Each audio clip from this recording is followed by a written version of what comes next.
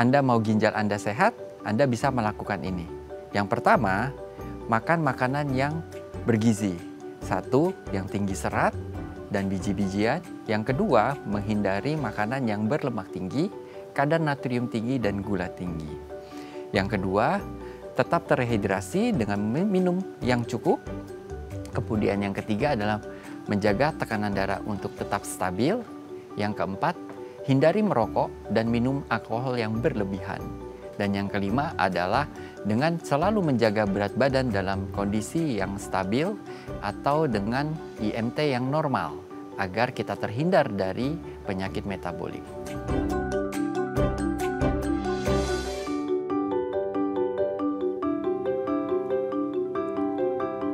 Halo pemirsa, apa kabar Anda hari ini? Senang sekali saya Raden Madlias dapat kembali menemani Anda dalam sebuah program talkshow inspiratif. Ini dia Bincang Sehati.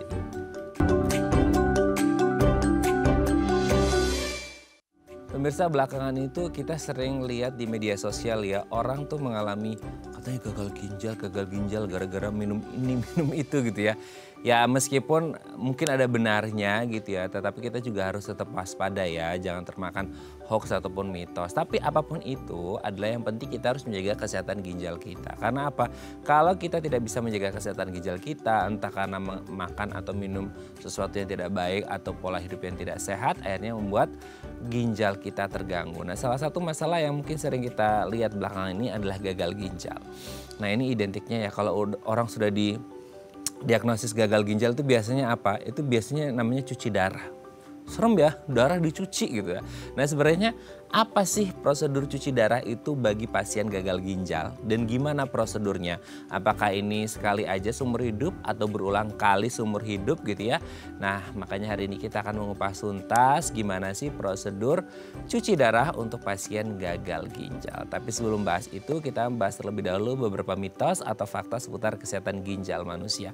Nah untuk membahasnya telah hadir bersama kami di studio Bincang Sehati ada Dr. Edi Setiawan SPPD FPCP, dokter spesialis penyakit dalam dari Rumah Sakit Mitra Keluarga Pratama Jati ASI. Selamat pagi Dokter Edi, apa kabar Dok? Selamat pagi Mas Raden. Dok selamat datang kembali Dok, setelah ribuan purnama kita nggak ngobrol ya Dok. Iya betul ya, sebelum zaman Semoga nggak lupa ya Dok ya dengan kami betul. di sini. Oke Dok, hari ini kita akan membahas seputar ini tuh lagi lumayan viral ya tentang gagal ginjal dan cuci darah gitu ya. Nah ini kan nggak tahu nih kasusnya meningkat atau enggak, nanti kita bahas. Tapi sebelum bahas itu kita bahas mitos faktanya dulu ya Dok ya seputar ginjal.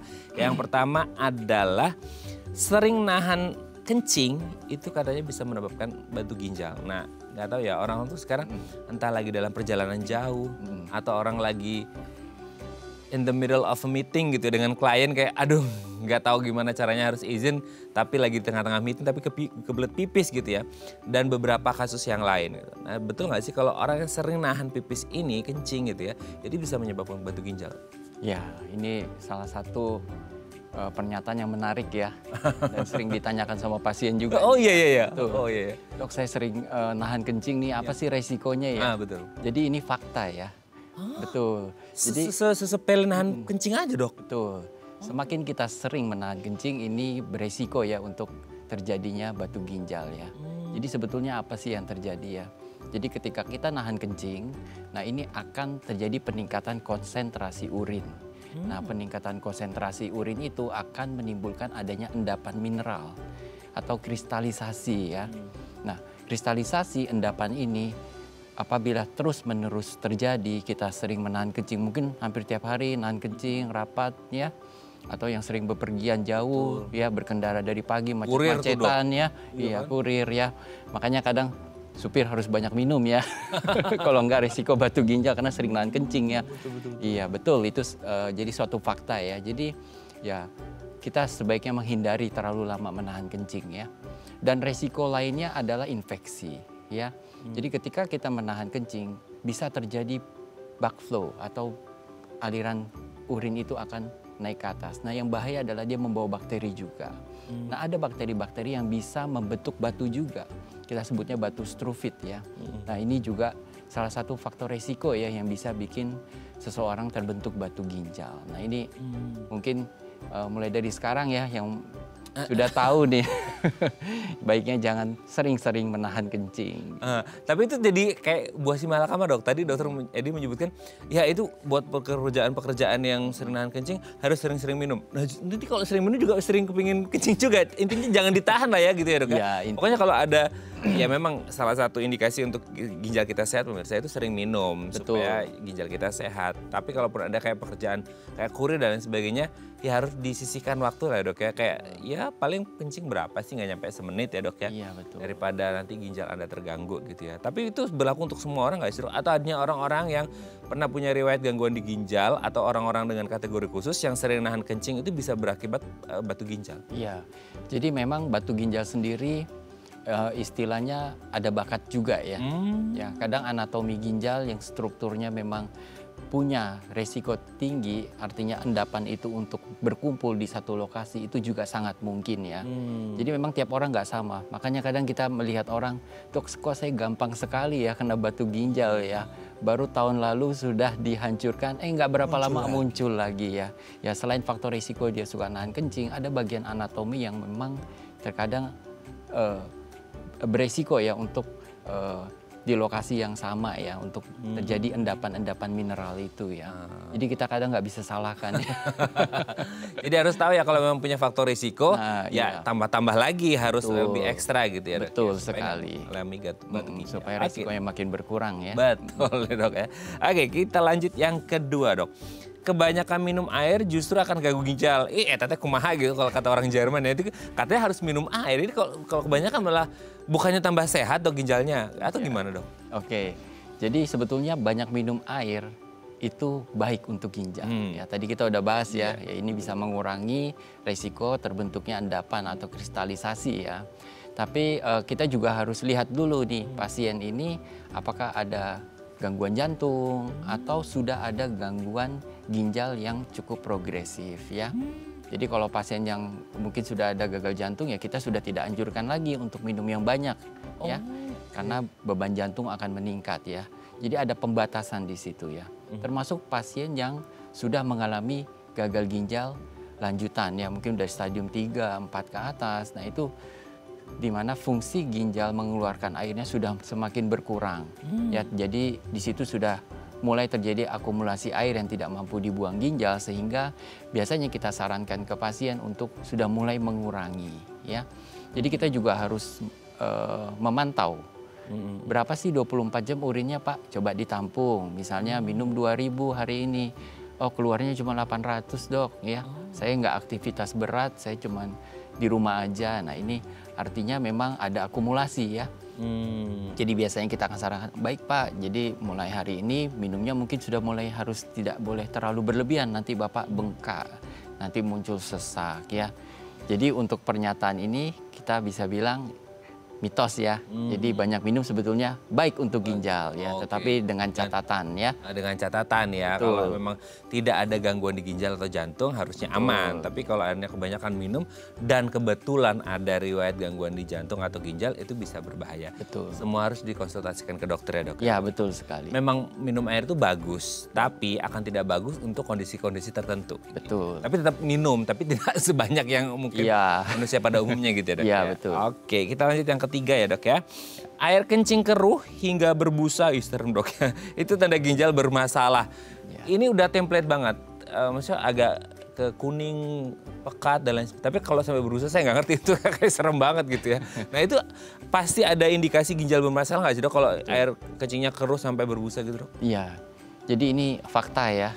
Jadi itu gimana bisa sampai berbusa dok? Dia minum air deterjen atau gimana? Atau gimana dok? Ya jadi ya banyak pasien juga datang konsultasi ke saya karena dok urin saya keruh dok udah hampir beberapa bulan ini. Saya takut ya kira-kira ada masalah atau tidak ya. Jadi salah satu tanda di mana ginjal sudah mengalami gangguan itu salah satunya dari warna urin ya. Satu, urin menjadi keruh, yang kedua dia berbusa ya. Berbeda dengan orang yang kurang minum, biasanya urinnya hanya akan berwarna oranye ya atau agak pekat ya. Betul. Tetapi orang yang sudah cukup minum tetapi kencingnya masih berbusa, artinya ada protein yang lolos dari ginjal yang seharusnya tidak keluar dari ginjal ya. Atau harusnya diserap ya. Jadi ini sangat penting ya, kita setiap hari saat kita buang air kecil, kita juga perhatikan urin kita ya. Ya kalau udah mulai agak pekat, oranye, berarti kita kurang minum nih ya, kita minum yang banyak. Tapi kalau mulai kok ada berbusa ya, kok keruh ya, ya kemungkinan ada masalah di situ. Nah, sebaiknya kita konsultasikan ke dokter, kita akan periksa apakah masalahnya hanya infeksi atau ada masalah lain yang perlu kita obati agar tidak berlanjut menjadi masalah serius ke depannya ya. Jadi dia tuh kalau ada masalah di ginjal atau kurang minum beda nggak sih? Maksudnya kayak kalau untuk yang orang kurang minum nih, misal gitu ya, itu ketika keruh, nanti ketika dia minum dia bisa bening lagi gitu ya. Atau kalau untuk yang emang ada masalah, dia keruh nih, terus dia minum banyak tapi tetap keruh gitu. Iya betul. Jadi bedanya itu. Jadi ketika kita minumnya udah cukup, tapi kok masih berbusa ya, tapi kok masih keruh ya. Nah berarti itu sudah mulai ada masalah ya. Padahal kita minumnya udah banyak ya. Nah ini yang kita perlu langsung konsultasikan ya. Karena kalau kita biarkan saja ternyata ada beberapa penyakit radang ginjal ya, kita sebutnya glomerulonefritis yang bisa kita cegah agar tidak terjadi sampai ke end stage kidney disease ya, atau gagal ginjal tahap akhir ya. Ini bisa kita obati asalkan dari awal ya. Dari awal ya kita obati. Nah itu harus berhati-hati ya, jangan jadi kadang-kadang orang denial mungkin kurang minum gitu. Itu harus diwaspadai ya. Oke, kita lanjut yang keempat ya dok ya. Kandungan dalam air kencing itu katanya berbeda antara pria dan wanita. Yang bedanya apa dok, kan sama-sama air kencing gitu ya. Iya, itu gimana betul. tuh dok? Ya ini ya sama ya sebetulnya ya. Sama jadi, ya. Ya kita 99% anatomi ya, ginjal, saluran kemih, kandung kemih itu sama ya fungsinya ya, antara pria dan wanita. Mungkin kandungannya yang berbeda ya. Jadi kalau pada pria itu mungkin akan terdeteksi kadar hormon testosteron ya. Pada wanita kalau lagi hamil mungkin di urinnya sudah ada hormon kehamilan atau HCG ya, atau ada hormon wanitanya estrogen dan progesteron. Selebihnya semua sama ya. Betul. Jadi intinya sih hampir 99% itu sama. Ya, Cuma mungkin ada tambah-tambahan yang memang ya testosteron ya umum lah di pria gitu kan, atau di wanita di hormon kehamilan atau estrogen itu sudah normalnya gitu kan. Jadi agak aneh kalau kemudian banyak juga estrogen di laki-laki, meskipun mungkin ada ya dok, tapi tidak sebanyak wanita gitu ya. Betul. Oke ya, kita lanjut yang terakhir dok. Manusia itu katanya bisa hidup normal hanya dengan satu ginjal. Wih serem banget dok ya. Itu mitos atau fakta dok? Oke, ini fakta ya. Oh bisa? Bisa. Terus jadi manusia itu akan hidup normal ya, walaupun meskipun dia hanya punya satu. Tidak ada beda sama sekali sama. Tidak ada bedanya ya. Gimana tuh? Jadi kan jadi satu yang kerja nih dok, gimana? Betul ya. Jadi walaupun kita hidup dengan satu ginjal ya, itu kita akan tetap hidup normal ya sampai tua ya. Tapi dengan catatan memang kita juga harus aware ya, karena kita hanya punya satu ginjal ya. Pasti akan lebih baik dengan dua ginjal dibanding satu ginjal. Tapi kita akan tetap hidup normal ya, dengan meskipun kita punya satu ginjal ya.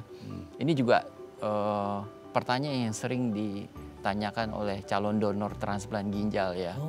Ya, dok nanti kalau ginjal saya sudah saya donorkan ke anak saya atau ke suami saya gimana dok? Apakah saya akan dalam beberapa tahun akan ikut cuci darah juga? Transplant? Oh tentu tidak ya. Jadi kita akan mengevaluasi ya, dan juga mengedukasi. Ketika ibu sudah tinggal satu ginjal, ibu akan hidup seperti orang biasa. Tetapi mungkin sudah harus punya gaya hidup yang lebih sehat, agar ginjal ibu tetap dalam kondisi yang baik, yang prima, yang sehat ya. Kalau punya faktor risiko ya, punya komorbid ya, harus dikontrol ya. Berat badan juga harus dikontrol, olahraga teratur, asupan makanan yang sehat. Akan hidup normal sampai usia nanti lanjut. Iya, betul. Tuhan jadi punya rezeki umur panjang gitu ya dok. Betul. Tapi ada satu dok, katanya nggak boleh kecapean. Oh, nggak juga. Iya. Karena ginjalnya satu nggak boleh kecapean, itu mitos berarti ya? Ya, itu mitos ya. Berarti sebenarnya tuh kayak apa ya, kayak manusia pada umumnya gitu. Betul. Jadi seperti orang normal aja. Dari fisik, dari kelincahan itu nggak ada beda sama sekali. Tidak ada. Oh, oke. Jadi sama. Sama ya. Betul. bagi Anda yang mungkin ya ini mungkin tadi seperti Dokter Edi sampaikan harus donor untuk suami, anak dan lain sebagainya, Anda tetap bisa hidup normal seperti biasa ya. Alangkah lebih baiknya kalau semuanya dijaga dengan baik ya Dok ya. Gitu ya. Oke, terima kasih Dokter Edi sudah terjawab mitos faktanya. Nanti kita lanjut ngomongin cuci darah untuk gagal ginjal di segmen selanjutnya ya. Oke pemirsa, kami akan kembali saat lagi tetap bersama kami di Bincang Sehati.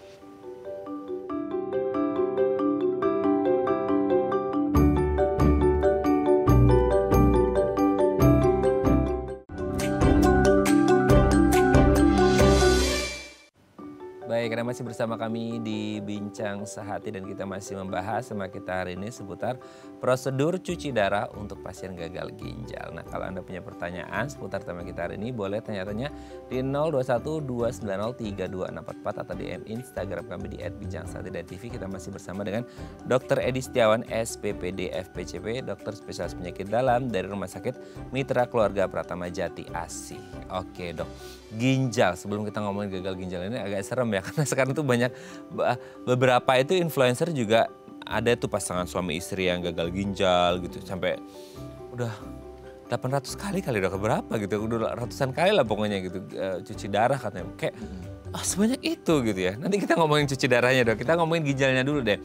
Kenapa akhirnya banyak orang itu sekarang tuh salah satu fokusnya adalah ke ginjal ya. Karena mungkin kayak sekarang tuh banyak minuman yang dijual bebas dan lain sebagainya, katanya itu pengaruh ke ginjal. Tapi sebelum ngomongin itu, kayak di dalam ginjal itu sebenarnya apa Dok? Anatominya, fungsinya di tubuh kita ini apa sih Dok? Oke, jadi ya kita harus kenali dulu ya, ginjal kita itu fungsinya apa saja sih ya, Betul. Dan secara anatomi seperti apa ya. Jadi ginjal itu bentuknya seperti ya kurang lebih kayak kacang merah ya gitu ya. Ya bentuknya dia warnanya seperti merah kecoklatan ya.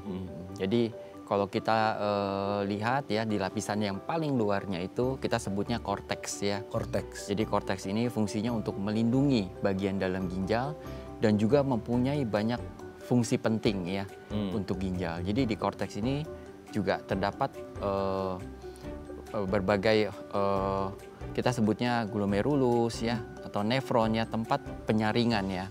Tempat penyaringan membuang zat-zat sisa ya. Selain itu juga yang paling penting adalah dia juga memproduksi hormon ya. Hormon kita sebutnya eritropoietin yang membantu pembentukan sel darah merah ya. Makanya pasien-pasien yang gagal ginjal itu cenderung mengalami penurunan hemoglobin ya. Karena produksi dari si hormon ini juga ikut menurun. Kemudian yang ketiga yang nggak kalah pentingnya bahwa penyerapan vitamin D itu diaktifasi di ginjal. Jadi ketika kita minum vitamin D yang bentuknya tidak aktif, itu akan diaktifasi oleh ginjal menjadi bentuk yang aktif. Jadi ketika orang itu mengalami gagal ginjal, itu tidak mampu lagi akan membentuk vitamin D yang aktif. Jadi resiko untuk mengalami demineralisasi tulang ya, atau tulangnya akan menjadi gangguan, menjadi lebih rapuh, itu sangat mungkin terjadi pada pasien ginjal ya. Oleh karena itu korteks ini salah satu bagian yang penting ya untuk kita pahami ya. Kemudian yang kedua adalah medula ya. Di sini terjadi suatu proses pembentukan urin ya. Jadi proses pengaturan volume urin dan juga pengaturan tekanan darah juga diatur di daerah ini ya. Jadi ketika kita sudah difilter, kemudian zat-zat sampah itu sudah akan dibuang melalui medula ke pelvis renalis, kemudian volume urin juga yang sudah berlebih itu akan dibuang ke dalam pelvis renalis. Itu semua fungsi dari medula. Ya. Nah, setelah semua sisa-sisa sampah yang sudah tidak dibutuhkan oleh tubuh itu dikumpulkan di pelvis renalis, itu akan dialirkan ke kandung kemih dan itu akan dibuang.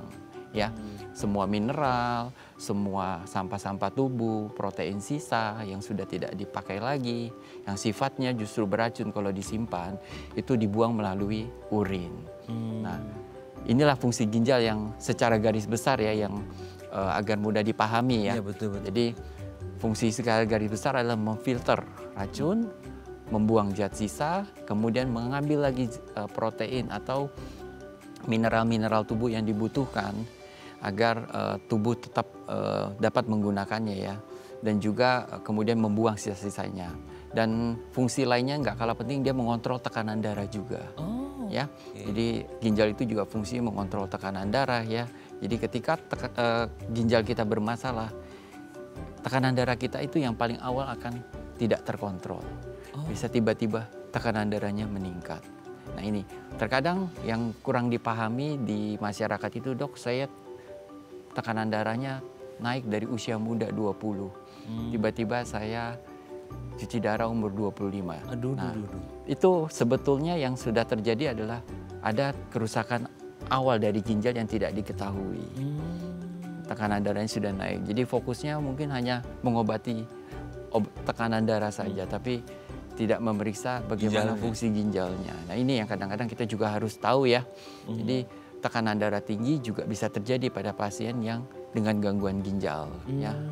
Jadi mungkin pas MCU fokusnya tekanan darah tinggi nih ya. Betul. Ya kalau memang betul karena tekanan darah tinggi saja, ya kita mungkin bisa terapi ya. Tetapi sebagai seorang dokter kita juga harus perhatikan apakah memang sudah ada gangguan di ginjal sehingga tekanan darahnya juga ikut tidak stabil ya, menjadi meningkat. Ini juga perlu kita periksa. Perlu diperiksa ya. Oke. Nah, dengan fungsi yang sangat vital itu sendiri, apa dok? Maksudnya kayak ciri-ciri bahwa ginjal seorang itu sehat atau tidak sehat itu biasa dilihat dari apa? Tadi kan sempat kita bahas di segmen mitos fakta, salah satunya itu di warna urin ya. Betul. Atau sebatas itu aja atau ada bisa ada tanda-tanda yang lain? Oke, baik. Jadi ya ini juga sama ya, dok, saya mau cek dong ginjal saya sehat atau enggak ya. Iya. Oke, jadi ya pertama kita akan nilai ya pasien ini apakah ada keluhan atau tidak ya. Jadi apabila setelah kita nilai saya tidak ada keluhan apa-apa dok ya, kencing saya juga jernih, tidak keruh ya. Kita bisa menilai dengan pemeriksaan sederhana dengan ultrasound ya. Jadi kita akan lihat dari ultrasound bentuknya, ukurannya ya. Apakah sesuai ya, rata-rata diameter ginjal orang normal itu sekitar 10 sampai 12 cm ya. Kalau nggak normal dia mengecil atau membesar? Dia akan bisa mengecil ya, atau membengkak ya, karena ada sumbatan ya. Nah itu kita bisa lihat melalui ultrasound ya. Tetapi perlu kita lihat juga ya, apakah pasien ini tinggi atau pendek ya. Kadang yang badannya kecil, dong? Betul. Oh, pengaruh dong. Badannya kecil, ginjalnya bisa ukurannya agak sedikit lebih kecil ya. Jadi itu juga kita harus nilai. Kemudian yang kedua dari ultrasound kita bisa melihat secara anatomi pinggirannya apakah rata ya. Kemudian kita lihat dalam korteksnya apakah tebal ya. Kemudian lebih ke dalam apakah piramid medulanya terlihat jelas ya. Dan kemudian struktur di dalamnya, pelvis renalisnya apakah ada sumbatan, ada pembengkakan, itu kita bisa lihat lewat ultrasound. Dan yang terakhir kita nilai apakah vaskularisasi atau aliran darahnya sangat baik ya, ramai ya, sampai ke tepi-tepi semua sudut ginjal. Nah, apabila sudah ada kelainan, kita akan bisa lihat apakah ginjalnya sudah mengecil ya, tepinya sudah tidak rata ya, kemudian bagian dalamnya sudah tidak jelas ya, lapisan korteksnya sudah menipis, atau aliran darahnya terganggu ya. Ini juga bisa ya, sumbatan ya, nggak cuman seperti penyakit jantung ada sumbatan ya, ginjal juga bisa ada sumbatan. Kita sebutnya stenosis ya. Penipisan aliran darah atau ada sumbatan ya, itu juga bisa kita nilai ya di dalam ginjal ya. Itu yang bisa kita nilai ya apabila ada pasien yang nanya, dok, ginjal saya sehat nggak atau enggak ya? Ya selain kita nilai secara klinis ya, urin ya, kita juga bisa nilai melalui pemeriksaan sederhana. Nah, apa jadinya kalau ternyata ada gangguan di ginjal dan salah satu yang menjadi concern kita saat ini adalah gagal ginjal. Nanti kita bahas di segmen selanjutnya dok ya. Oke pemirsa, kami akan kembali saat lagi tetap bersama kami di Bincang Sehati.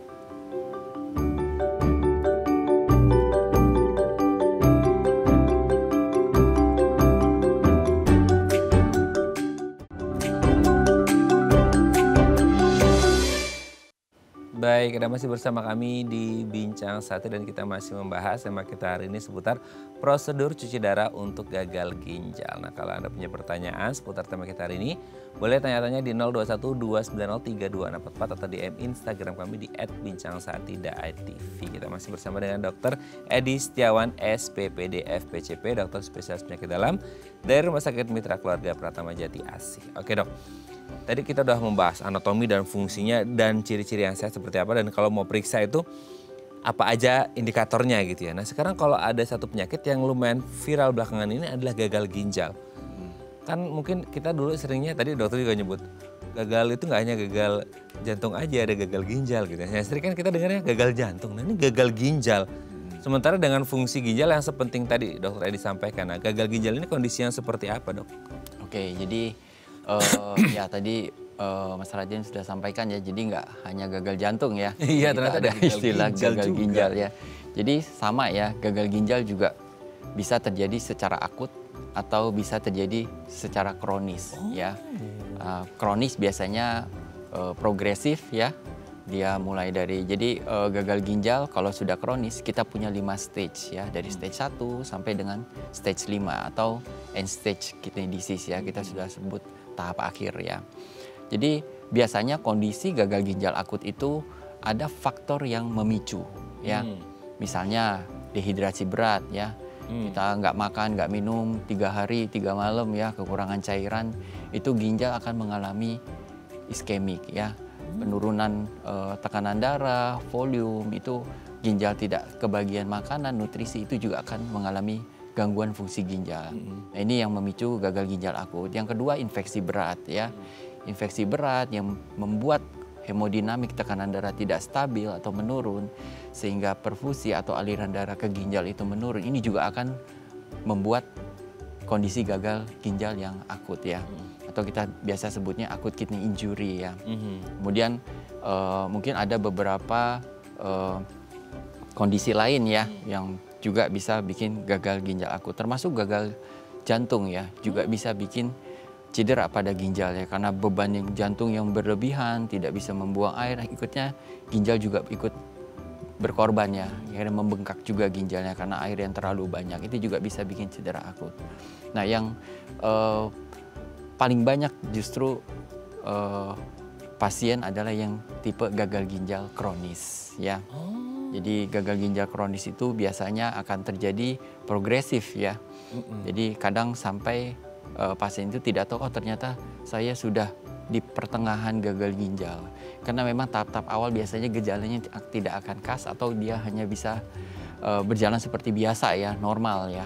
Tetapi ternyata itu sudah terjadi kerusakan ya pada sistem di ginjal. Nah ini, jadi ada 2 tipe ya. Jadi kita harus mungkin kalau kita sudah punya faktor risiko ya seperti diabetes, hipertensi, ya kita udah harus rutin untuk medical check up ya untuk memantau fungsi ginjal kita juga ya. Itu karena itu yang paling sering ya bikin gagal ginjal kronis ya. Kalau kronis itu memang ya dok ya, kayak orang itu nggak tahu ya karena mungkin biasnya si gejalanya gitu orang nggak ngeh atau kadang-kadang itu tubuh sudah mulai beradaptasi ya dok ya, sehingga akhirnya mereka nggak notice bahwa itu tuh ada gangguan di ginjalnya. Nah dari akut dan kronis ini sendiri kalau dinilai ya ini sama, kalau penyakit itu sama-sama berbahaya ya, tapi maksudnya kayak kalau dilihat dari berbahayanya lebih berbahaya yang mana? Akut yang tiba-tiba atau kronis yang sebenarnya juga bisa berbahaya tapi karena dia bertahap progresif itu gimana? Iya, jadi gagal ginjal akut ya, istilah akut itu artinya memang kondisi yang sedang dalam kondisi yang berbahaya ya. Jadi memang akan diketahui lebih awal karena biasanya pasien akan datang ke rumah sakit ya dengan kondisi yang sudah cukup berat ya, dengan infeksi berat ya atau memang dehidrasi berat ya, itu bisa ketahuan lebih awal ya, dan kita harus atasi penyebabnya agar ginjal kembali pulih ya. Nah, untuk gagal ginjal kronis sendiri kita tata laksana yang paling penting adalah menghindari stage itu berlanjut. Jadi ketika kita tahu, oh udah stage 1 nih, nah kita harus lebih mengontrol, lebih ketat ya dalam menjaga lifestyle ya, agar si gagal ginjal itu tidak berlanjut ke stage-stage berikutnya. Karena apabila sudah terjadi gagal ginjal kronis, untuk kembali normal itu akan sangat-sangat sulit. Akan sangat-sangat sulit. Dia nggak bisa meregenerasi gitu dok? Tidak. Jadi kalau kita sudah sampai di stage 2, ya yang paling penting terapi adalah tidak progresif. Tidak progresif. Mencegah perburukannya ya? Betul, mencegah sampai dia berlanjut dengan cepat ya. Kita harus mendelay atau mempertahankan selama mungkin. Itu yang paling penting. Berarti kalau orang ini nggak periksa, nggak MCU, nggak cek konsultasi ke dokter, dia tidak akan tahu dong dia di stage berapa dok? Maksudnya kayak ada nggak sih di stage berapa itu yang udah mulai muncul bahwa ini kayak benar-benar khas banget menuju ke gagal ginjal gitu? Oke, jadi kalau di pemeriksaan MCU dasar biasanya sudah ada tuh nilai ureum dan kreatinin dan IGFR ya. estimate glomerular filtration rate ya. Jadi dari situ mungkin sudah bisa menilai ya. Nah, tetapi ketika kita melihat oh ini ternyata ada gangguan nih, kita harus evaluasi dulu. Apakah betul ini suatu gagal ginjal yang sifatnya akut atau kronis. Kadang pasien itu juga ada yang datang, dok saya puasanya kepanjangan pada saat periksa dehidrasi ya. Kemudian saya aktivitasnya juga cukup berat ya. Dehidrasi, aktivitas cukup berat itu juga bisa Berhubungan ya? berhubungan dengan ada sedikit penurunan di fungsi ginjalnya. Jadi kita harus evaluasi dulu ya. Oke. Tapi secara garis besar dari hasil MCO kita sudah tahu apakah ada gangguan ginjal atau tidak ya. Tapi orang itu ngerasa nggak sih Dok, di badannya itu ada apa gitu sehingga kayak ginjal kan harusnya berhubungan dengan keurinan kita lah gitu, dan ada toksik dan segala macam, itu nggak kerasa di tubuhnya. Betul. Jadi kalau tahap awal itu biasanya tidak ada keluhannya, tetapi kalau sudah di tahap ketiga, keempat, kelima ya, biasanya sudah akan muncul banyak keluhan-keluhan ya, di mana racun tidak bisa dibuang di dalam urin ya, tertumpuk di dalam tubuh, itu akan memunculkan berbagai gejala ya. Yang paling umum itu adalah biasanya cepat lelah ya, kemudian pusing ya, kemudian mual-mual karena racunnya sudah banyak ya. Kemudian hemoglobin yang mulai menurun ya. Nah itu dampaknya biasanya kelihatan agak pucat ya pasiennya. Nah termasuk cepat lelah dan pusing itu juga bisa karena hemoglobinnya. Kemudian yang bisa kita lihat juga pembekakan ya. Terkadang pasien datang sudah mulai, dok kayaknya agak bengkak nih kaki saya ya, karena sudah ada mulai akumulasi air ya, karena tidak mampu dibuang ginjal secara maksimal ya. Jadi ya ini yang keluhan-keluhan yang biasanya muncul ya apabila pasien memang sudah dalam tahap yang agak lanjut ya, gagal ginjal kronisnya ya. Jadi kita mesti perhatikan ya. Betul. Dok, baik akut ataupun kronis itu sedikit gini, ini yang lumayan viral belakangan ini adalah orang mengonsumsi minuman-minuman yang di dalam kemasan ya dok ya. Entah ada kandungan apanya sehingga orang hati-hati nanti kena ginjal, bisa gagal ginjal. Nah dari case yang terjadi ini sendiri, itu ada nggak sih dok hubungan antara entah dari apa yang kita makan atau minum itu dengan kondisi ginjal kita sehingga berakhir pada gagal ginjal? Ya betul, jadi memang edukasi kita kepada pasien ya, dok gimana ginjal kita supaya tetap bagus nih dok. Ya salah satunya ya kita harus menjaga lifestyle ya. Jadi lifestyle yang sehat itu seperti apa sih? Supaya ginjal tetap sehat, ya satu kita harus makan makanan yang tidak cepat saji ya, karena makanan cepat saji itu memiliki kadar natrium yang tinggi ya. Biasanya memiliki kadar natrium yang tinggi. Nah, kadar natrium yang tinggi ini akan memicu suatu gangguan ya, keseimbangan natrium ya, yang bisa memicu tekanan darah tinggi juga ya. Kemudian yang kedua adalah makanan yang kadar gulanya tinggi ya. Makanan yang kadar gulanya tinggi itu akan memicu gangguan metabolik ya. Pasien-pasien yang gulanya tinggi akan cenderung mengalami diabetes ya. Nah, diabetes ini salah satu faktor yang memicu kerusakan ginjal ya, dan yang paling banyak di Indonesia ya. Kemudian ya minuman-minuman kemasan yang kadar gulanya tinggi. Nah, ini yang bisa mempercepat perburukan ginjal ya, apalagi memang pasien yang sudah punya faktor risiko ya. Ada batu ginjal, ada diabetes, ada hipertensi ya. Nah, kemudian tidak menjaga ya, tetap makan makanan yang kadar natriumnya tinggi, gula tinggi. Nah, ini akan memacu progresif kerusakan ginjalnya menjadi lebih cepat ya. Itu yang biasanya terjadi ya. Makanya kita selalu anjurkan untuk hindari makanan yang junk food ya, atau makanan kadar. Sekarang kan banyak ya makanan banget dok, banget. Makanan yang cepat saji ya, minuman yang cepat saji ya, semua dengan kadar gula yang tinggi ya. Nah, intinya jangan hanya lapar mata untuk posting di media sosial, tapi akhirnya bisa berujung pada gangguan di ginjal. Semoga tidak terjadi ya. Ya sesekali cheating bolehlah sebulan sekali, tapi tidak boleh setiap hari gitu ya, dok. Betul. Ya. Oke, nanti kita lanjut lagi ya di segmen selanjutnya ya. Oke, pemirsa, kami akan kembali saat lagi, tetap bersama kami di Bincang Sehati.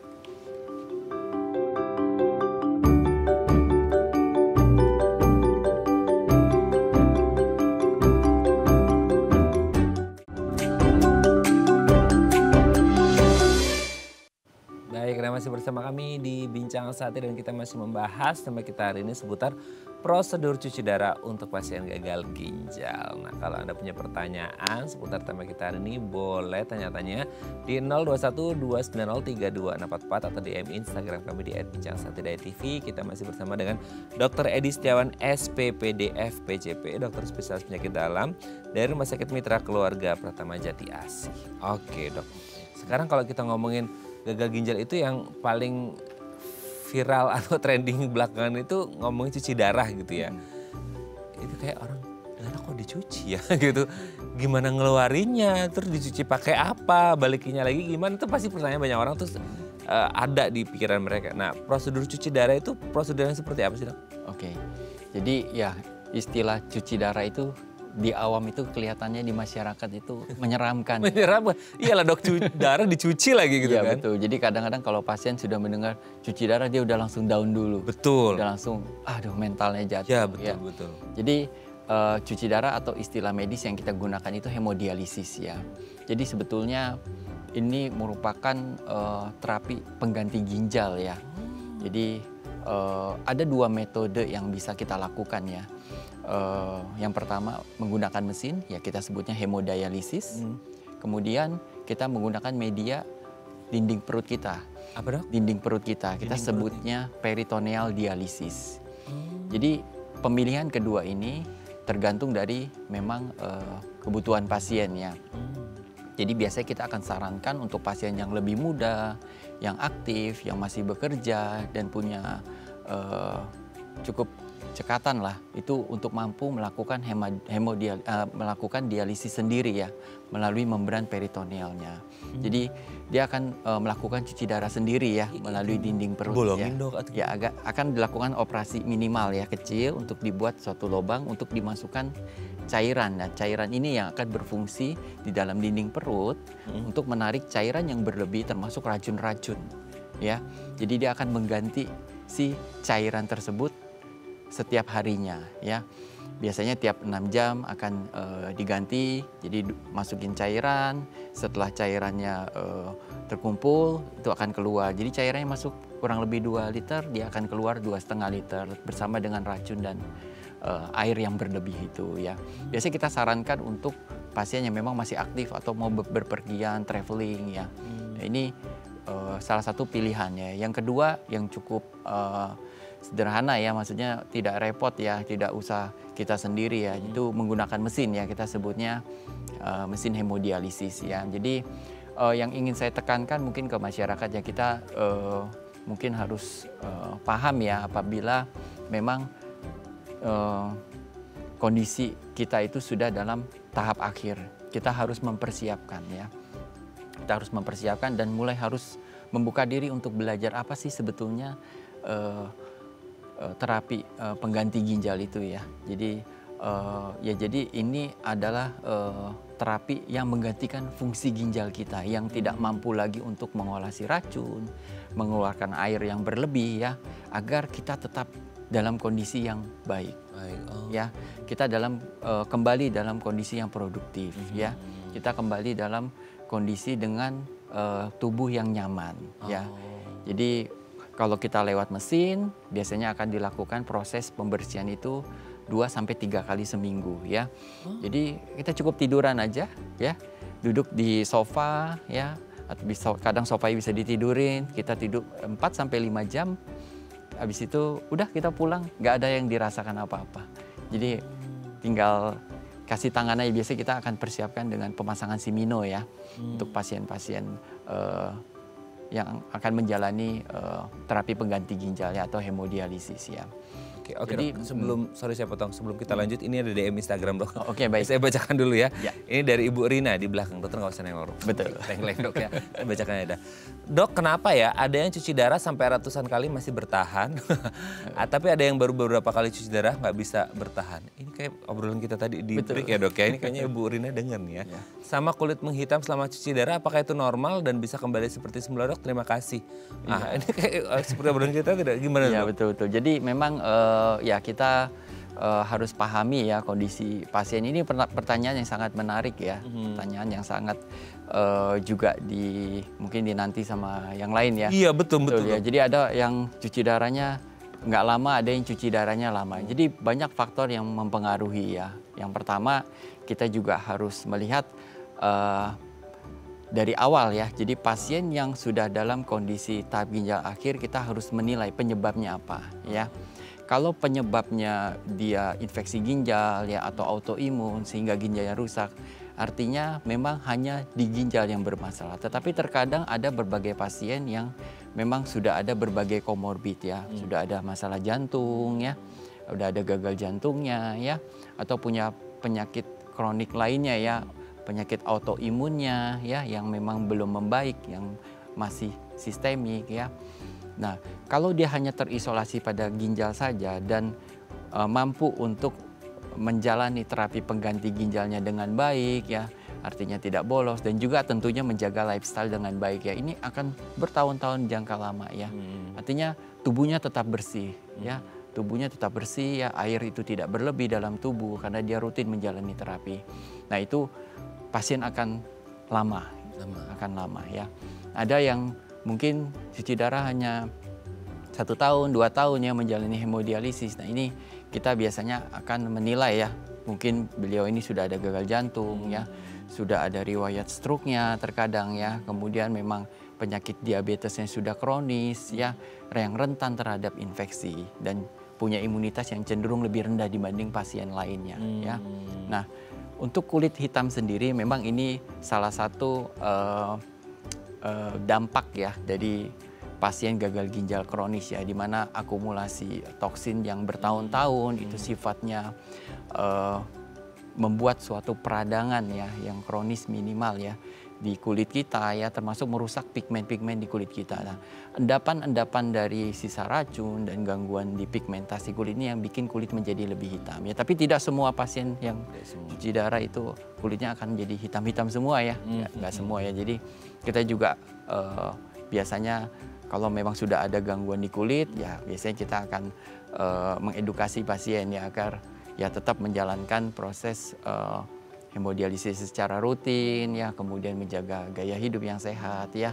Nah, itu ya yang harus diperhatikan ya. Alami ketika memang orang menjalani hemodialisis atau cuci darah itu ya dok. Betul. Oke, semoga ini bisa menjawab pertanyaan Bu Rina dan semoga sehat selalu ya Bu Rina ya. Oke dok, nanti kita lanjut lagi di segmen terakhir ya. Nggak kerasa dok, kita mau segmen terakhir aja ya. Iya, betul. Oke, bersama kami akan kembali saat lagi, kita bersama kami di Bincang Sehati.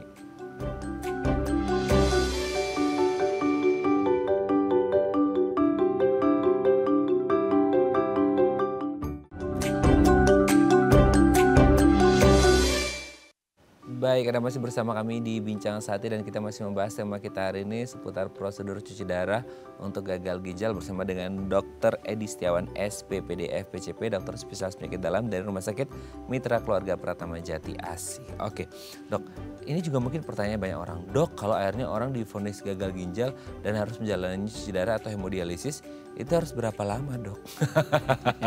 Itu kan pertanyaan kayak, oh misalnya dok, penyakit lain itu ada di tahap namanya remisi ya dok ya. Kayak mereka udah bebas gitu ya, nggak perlu konsumsi obat dan lain sebagainya. Nah kalau untuk gagal ginjal dengan cuci darah itu gimana dok? Oke, ya jadi tadi kita sudah sempat sampaikan ya, kalau misalnya dia kondisinya akut, nah ini biasanya kita sifatnya suportif ya. Biasanya ada kita bisa lakukan hanya beberapa kali sampai racunnya sudah bersih, kelebihan cairannya sudah minimal, ya itu kita biasanya akan stop.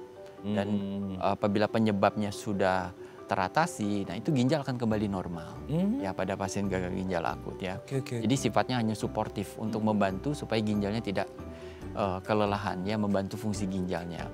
Nah untuk kronis sendiri, nah ini akan permanently ya.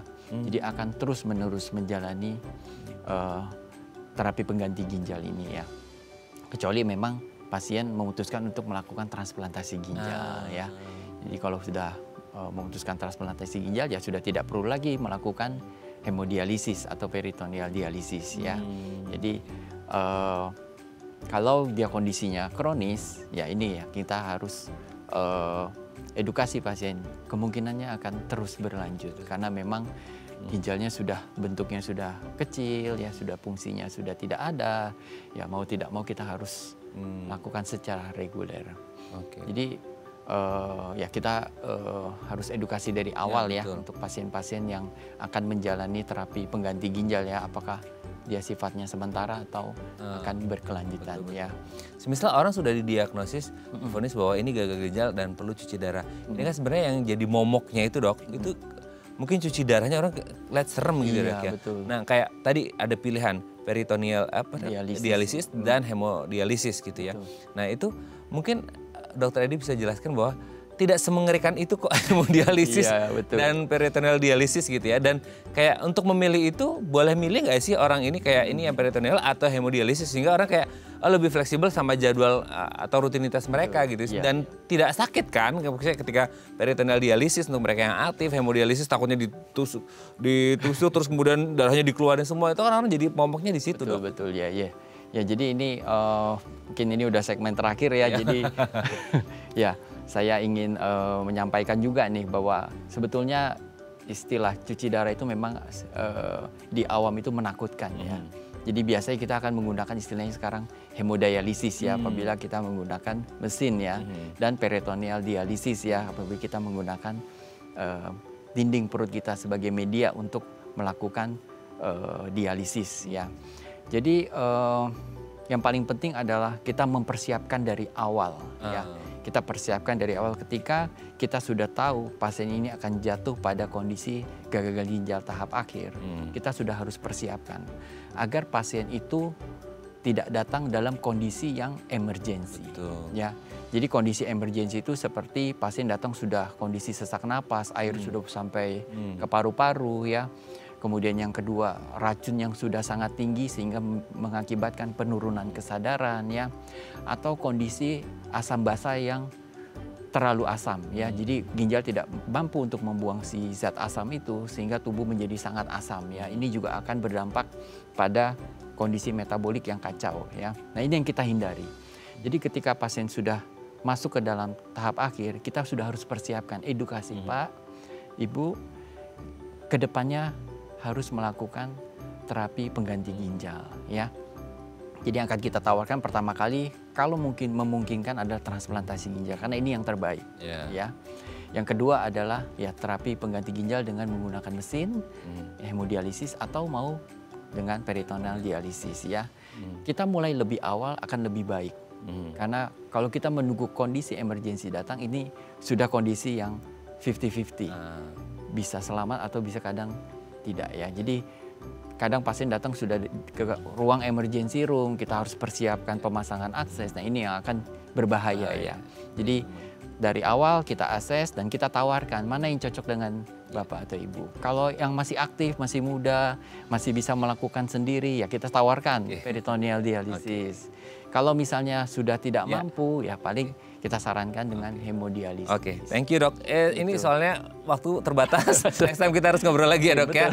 Ini menarik banget. Terima kasih Dokter Edi. Salam untuk keluarga di rumah dan teman-teman di rumah sakit. Terima kasih dok. Selamat pagi. Oke pemirsa, itu tadi perbincangan kita dengan Dokter Edi. Semoga bermanfaat ya. Saya Radhi Matlias pamit undur diri. Sampai jumpa.